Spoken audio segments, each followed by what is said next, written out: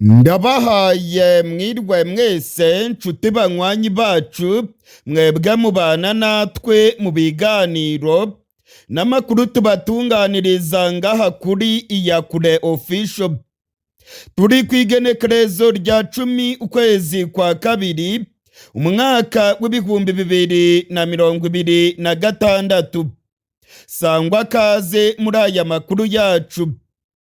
Muri aya makuru yacu ndababwira ko abasirikare b'u Burundi barimo kwita kuri Songoye muri Kongo.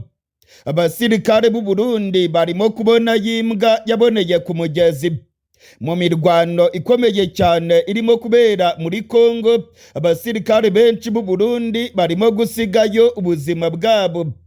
Muri kano kanya inkuru ikomeye cyane imaze kumenyekana nuko umukoloneli w'igihugu cy'u Burundi amaze kurasirwa mu gace ka Minembwe. Ndasubiramwo, umukoloneli w'igisirikare cy'u Burundi yarasiwe mu gace ka Minembwe. Ni mu mirwano ikomeye cyane irimo kubera muri teritwari ya Fizi. Igisirikare cy'u Burundi ndetse n'igisirikare cya Kongo batangije ibitero bikomeye cyane mu Minembwe. Igisirikare cya Kongo kirashaka gufata agace ka Minembwe centre. Imirwano rero irakomeye cyane mu micungararo ya Minembwe centre. Amakuru yihuta cyane aremeza ko uyu munsi kw'igenekerezo rya 10 umukoloneli w'u Burundi yarasiwe mu Minembwe.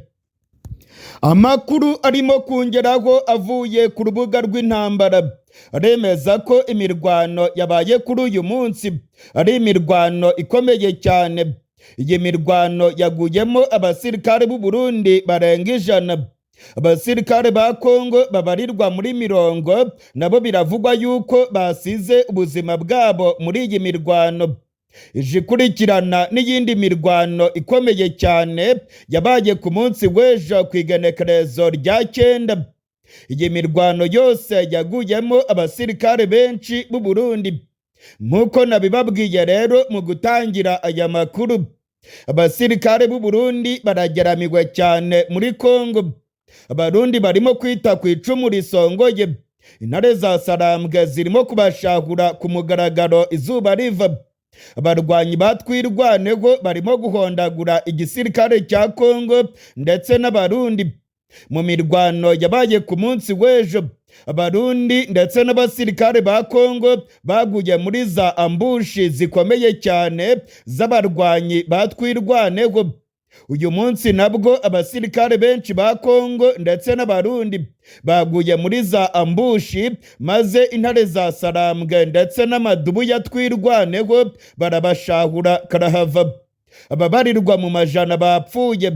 Amakuru kandi akemeza yuko abakomeretse nabo ari benshi cyane muri iyi mirwano yabereye mu micungararo ya Minembwe centre.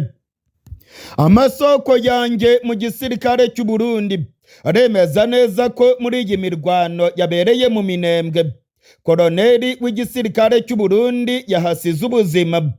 Umukoloneli w'igisirikare cy'u Burundi yaguye muri iyi mirwano yabereye mu Minembwe. Aya ni amakuru yizewe arimo kongeraho, ndetse amakuru yandi akemeza ko ku munsi w'ejo kw'igenekerezo rya 9 abariyetona 2 bari barongoye urugamba mu misozi ya Minembwe nabo bahasize agatwe kabo. Imirwano irimo kubera muri kiriya gice ni imirwano ikomeye. Amabombe menshi cyane arimo kumvikana. Imihana y'abanyagihugu irimo kuraswamo amabombe. Igisirikare cya Kongo, igisirikare cy'u Burundi ndetse n'abamayimayi bagiye bashimuta inka z'abanyamurenge. Abagore ndetse n'abakobwa bagenda bafatwa ku nguvu. Ibi byose ni ibikorwa by'ubugizi bwa nabi birimo gukorwa na FARDC, abamayimayi ndetse n'Abarundi. Abanyamurenge barimo gutabaza, baravuga yuko ibirimo kubakorerwa ari jenoside. Abanyamurenge kandi bakavuga yuko ubutegetsi bwa Kongo bwifashishije Abarundi ndetse n'abamayimayi barimo kugirira nabi abagore, abakobwa ndetse n'abana. Amarira ni menshi cyane mu Minembwe. Imiborogo ni myinshi. birimo gushikira abanyamurenge na kamaramaza. Uyu munsi ugiye kuba umunsi wa 7 imirwano irimo kubica bigacika mu Minembwe. Ni mu misozi miremire ya Minembwe muri teritwari ya Fizi.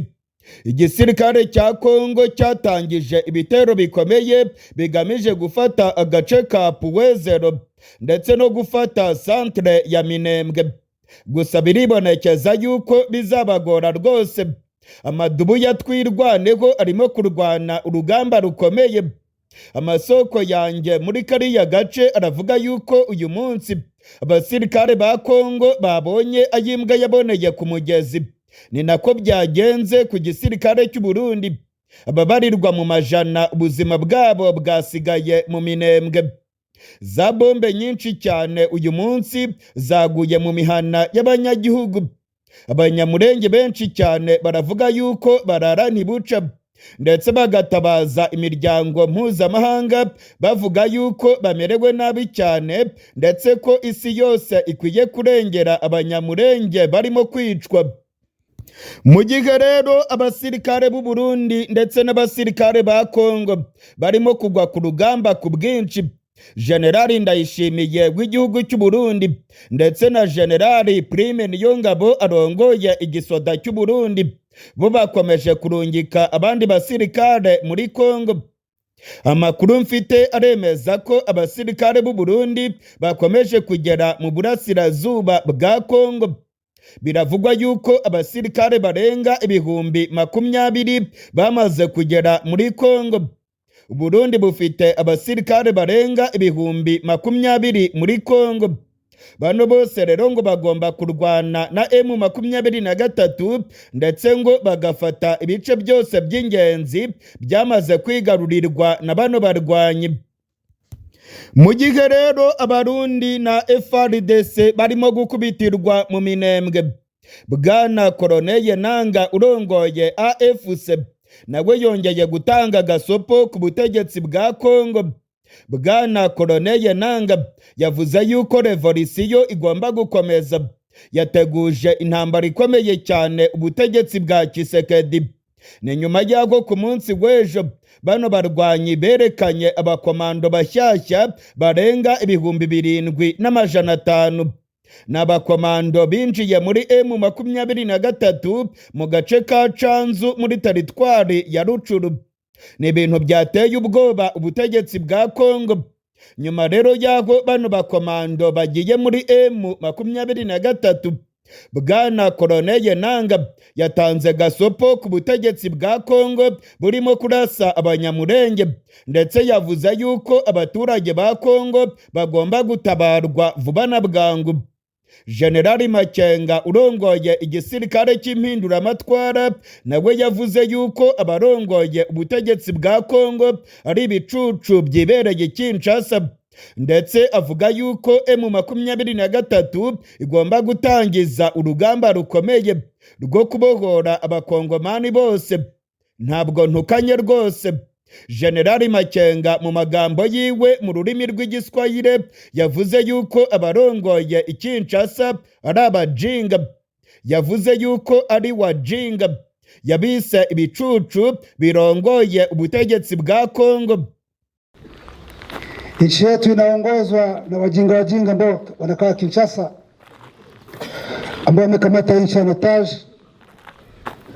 wameua nchi, kila kitu wamebomoa, wanaua wananchi, government ambayo inaua wananchi wake. Wakongomani wote wamekuwa wakimbizi nje ya nchi, na wengine kwa nchi ni wakimbizi ndani ya nchi. Hiyo government ambayo iko responsible wanafanya vitu ambavyo wanataka vya ujinga peke yake. Wanaua raia, wanabagua raia, wamedestroy kila kitu ambacho chipo. Chama kimesimama na jeshi lake ambayo ni RC ili kusimamisha hiyo yote ambayo wanafanya ya mabaya. Ndio maana tuko. Unanipata vizuri? Unanipata vizuri? wenzi wenu wa RC sehemu wapo wanafanya kazi kubwa sana kwa eneo tofauti. Amepiga adui, nguvu zake zote amezibomoa. Adui ameleta vikundi tofauti, ameleta Warundi, ameleta FDLR,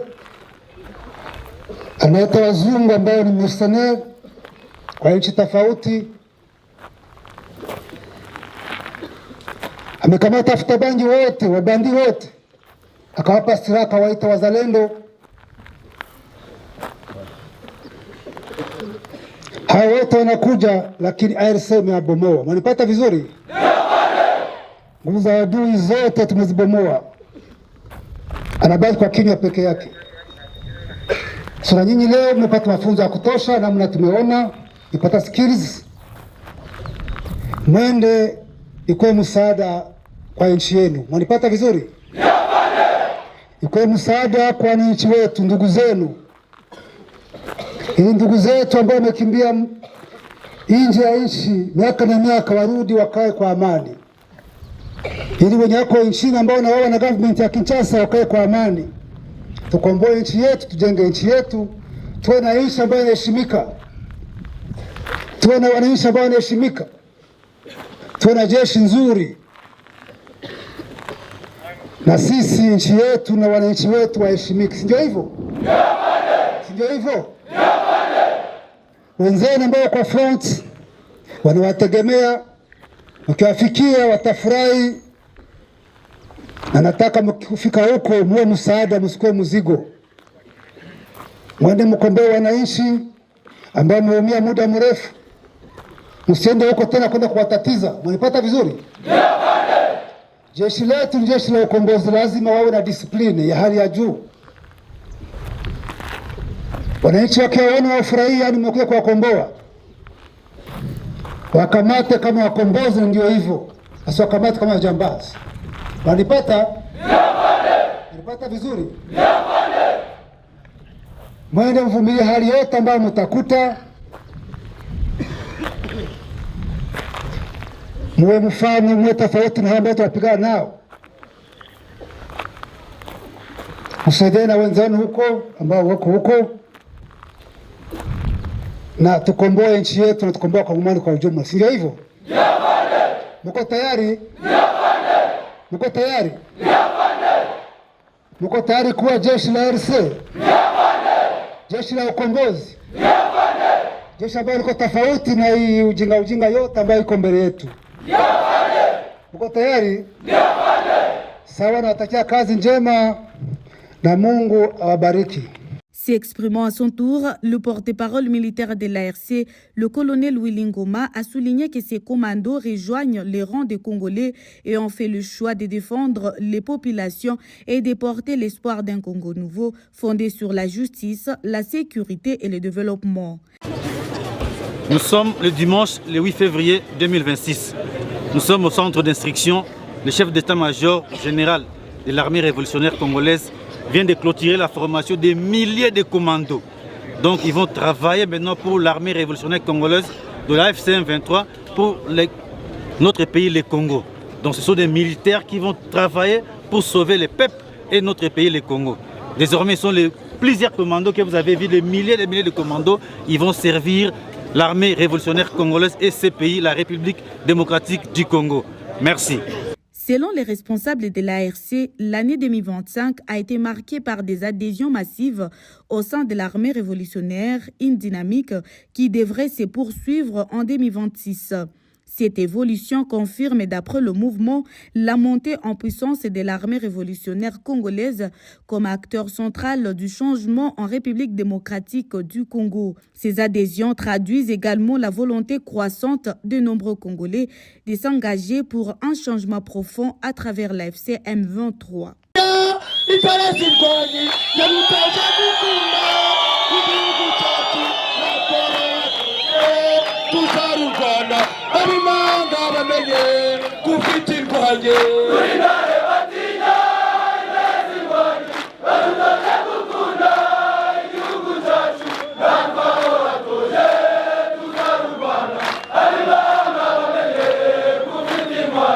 Turintare batinya, itarasi ngoni,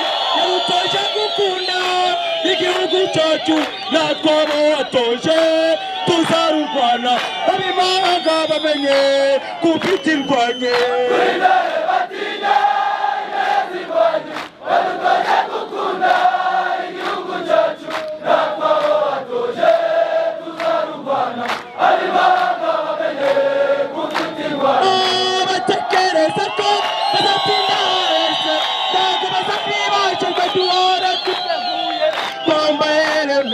Tibare mugitu arapiki kurutu kwintizi ora kumutima abategereza ko